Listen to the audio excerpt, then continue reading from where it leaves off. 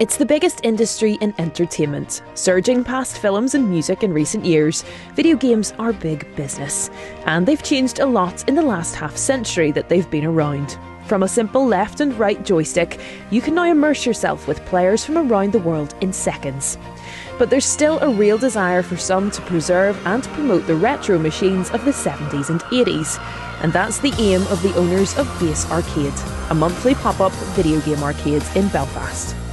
We knew there was a demand because we'd seen arcades, in other cities around the world. There was three of us. We'd already travelled to other parts of the world through our jobs and just through going on holidays. And you've seen arcades in London, arcades in America. So we knew there was an appetite for nostalgia. And then obviously, things like Stranger Things and there's kind of a retro resurgence at the minute. Doesn't hurt. But we were shocked at how quickly it sold out, and how people. We were actually shocked at how people keep coming back. Was another thing we were shocked at. So yes, we were, but we knew there was an appetite for something. We just didn't know how much of an appetite. So it's good. We're happy. These machines are a bit like cars. As they get older, they need constant maintenance while the cogs creak due to their age. Before the players arrive for today's session, Stephen is busy working on a pinball machine. What goes into restoring the games and keeping them in working order? A lot of effort, a lot of blood, sweat and tears, but it's no easy task. There's all varieties of things that can go wrong. These things are like 30, 40 years old. They take a hammering, and kids, they love playing them, but they don't understand that they've all had a hard paper round. So it's everything from that to I guess even just like the artwork and replacing that, the subtle things as well that make these attractive, to actually keep them alive. It is a lot of work, there's a lot of passion, but with that, the knowledge comes from the community. I certainly don't know anything, or not anything, but everything. So we do rely on a lot of help from other people. Maintaining and preserving them is hard work.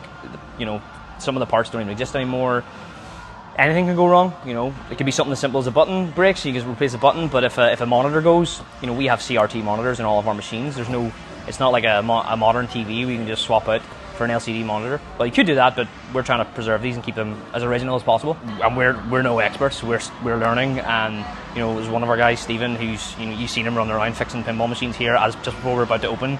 And it's crazy. It's a full-time job.